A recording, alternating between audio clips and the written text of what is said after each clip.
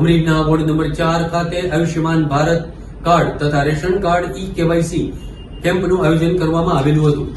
સારી youth club of Amreli તથા 5 તાલુકા health કચેરી અમરેલીના સંયુક્ત ઉપક્રમે વોર્ડ નંબર 4 ખાતે આયુષ્યમાન ભારત કાર્ડ તથા રેશન કાર્ડ કેવાયસી કેમ્પનું વિશેષ આયોજન શહેરના હનુમાનપરા મેઇન રોડ પર આવેલા પંચમુખી હનુમાનજી મંદિર ખાતે કરવામાં આવેલું હતું।